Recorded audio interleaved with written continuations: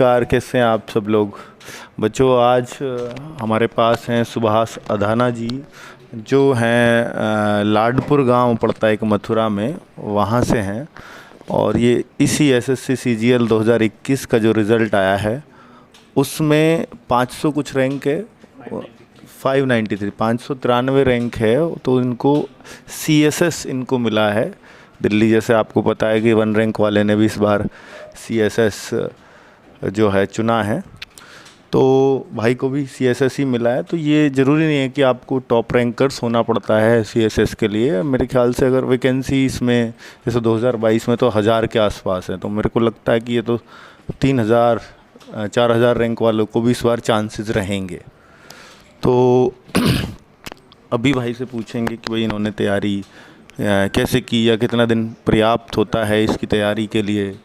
तो बहुत सारे क्वेश्चंस हैं हम लोगों के पास इनके लिए, ताकि बाकी जो और बच्चे हैं जो तैयारी कर रहे हैं उनको एक सटीक गाइडेंस मिल सके। तो आपका बैच रहा है 2021 है ना, जिससे सेलेक्ट हुए हैं। मैं एक और बात बता दूं कि भैया का पहले जो सिलेक्शन है सुभाष का, वो इनकम टैक्स इंस्पेक्टर भी हो चुका है। जिसको लोग सोचते हैं कि यार इनकम टैक्स को तो बिल्कुल टॉप रैंकर्स को मिलते हैं, तो इन्होंने वो जॉब ज्वाइन नहीं की, सीएसएस को ये प्रीफर कर रहे हैं ज्वाइन करने के लिए। तो उसका क्या कारण है ना। तो मेरे ख्याल से वो आपको जो इनकम टैक्स इंस्पेक्टर मिली थी वो कहाँ मिली थी, जिसका कारण ये बताएंगे।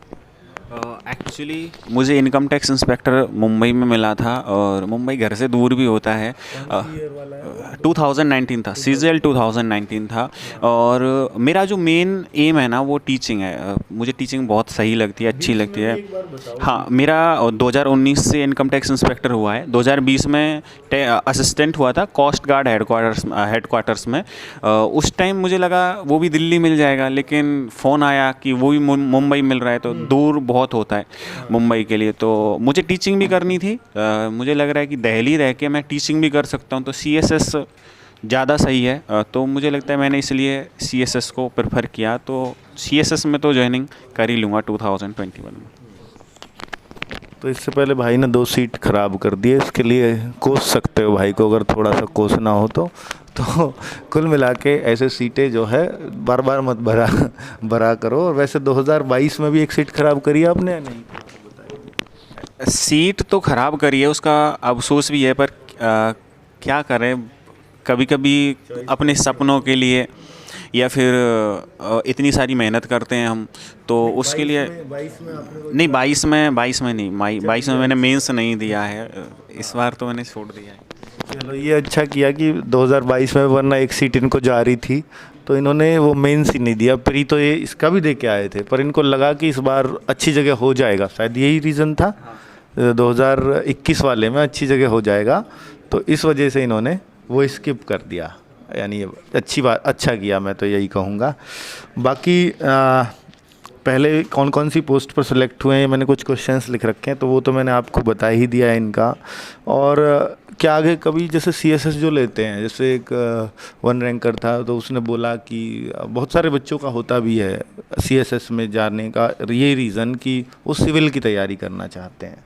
तो क्या आपका कोई सिविल जैसा मन है? एक्चुअली सिविल का मन तो बिल्कुल नहीं है, क्योंकि मेरा मेन एम तो टीचिंग ही है। Finally end of the day मुझे टीचिंग ही करनी है, तो इसलिए उसका बिल्कुल भी मूड नहीं है मेरा सिविल सर्विसेज का।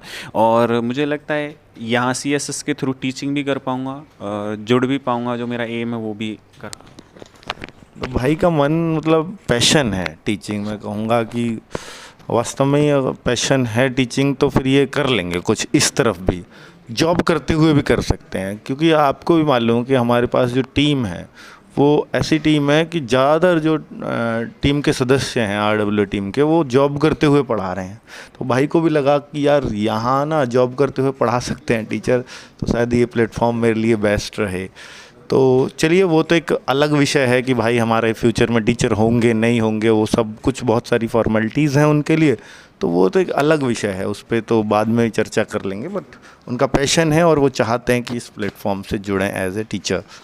चलिए, बाकी आपको अगर मैं पूछूं कि भाई एसएससी सीजीएल का एक बच्चा जो ये चाहता है कि मुझे भी इंस्पेक्टर की जैसी कोई पोस्ट मिले, तो अगर वो एकदम शुरुआत से तैयारी करना चाहता है, ग्रेजुएट हो चुका है, अभी जानता नहीं है, लेकिन पढ़ने में बच्चा मीडियम है, ठीक है, तो उसको कितने दिन की तैयारी लगनी चाहिए एक अच्छी पोस्ट लेने के लिए सीजीएल में?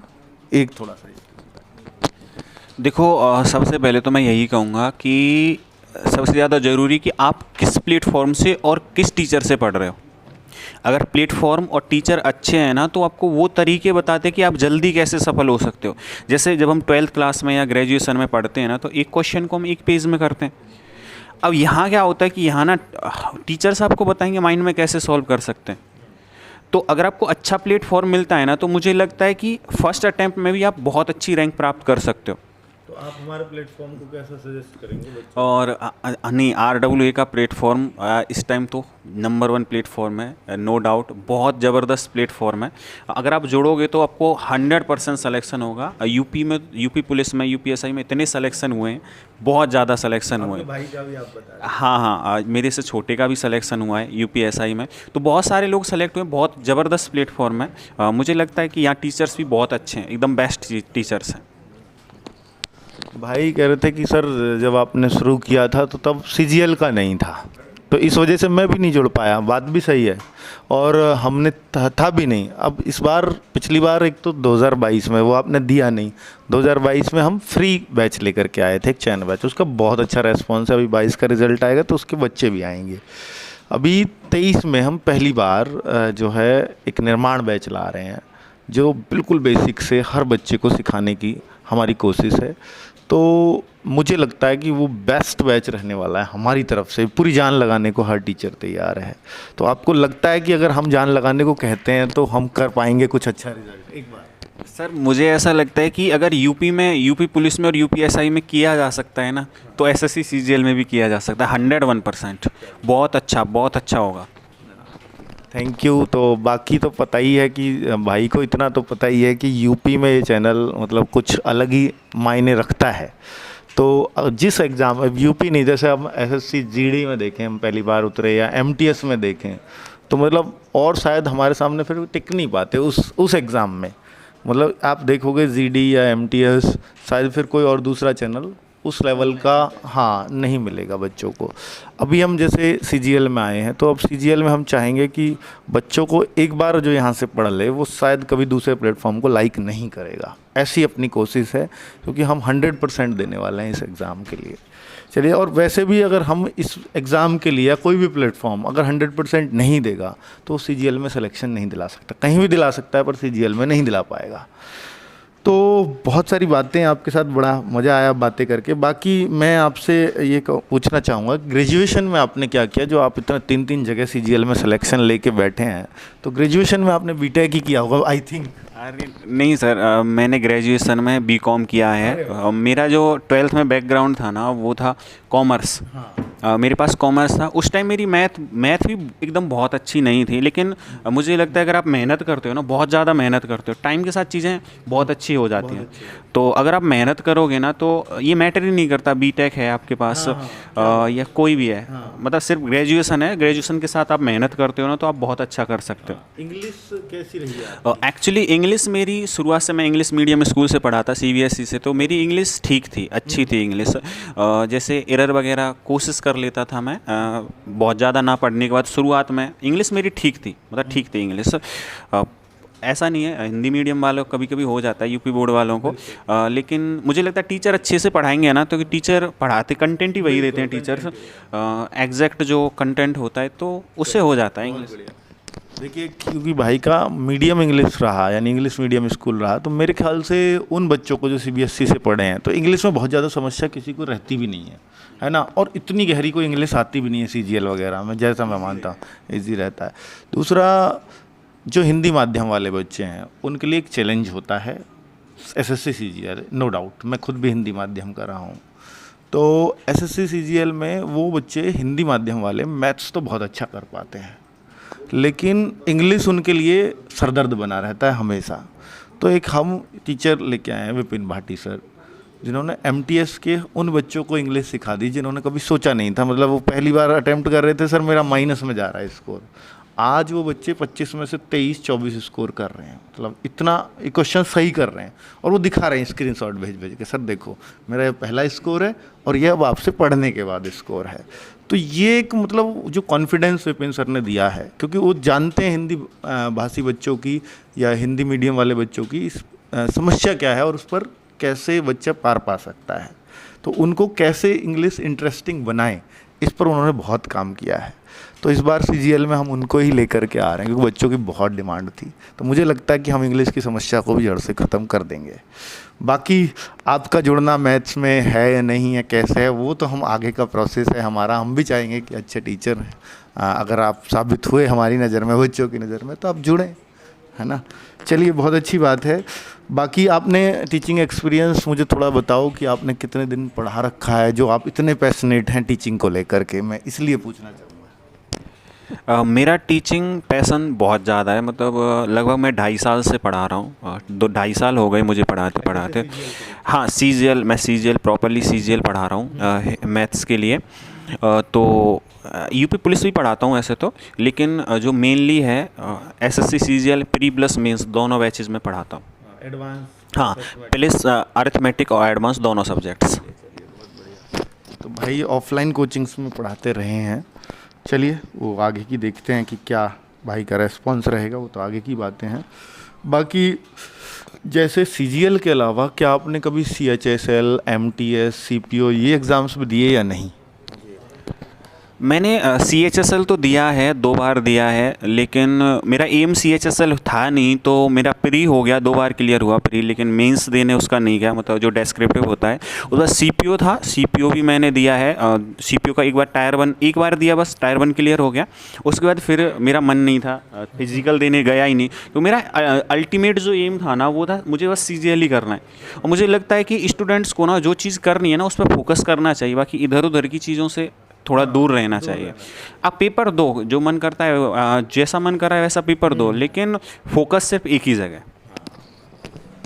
देखिए बच्चे, ये तो मैं भी कहूँगा कि एक भाई ने बोला है कि देखिए, जो पढ़ने वाला बच्चा है, पढ़ने वाला नहीं, पढ़ने वाले बहुत हो सकते हैं, जो YouTube पे पढ़ रहे हैं सो पढ़ने वाले हैं, मैं तो यही कहूँगा, क्योंकि वो आया ही नहीं तो वो कुछ और वीडियो देख रहा होता।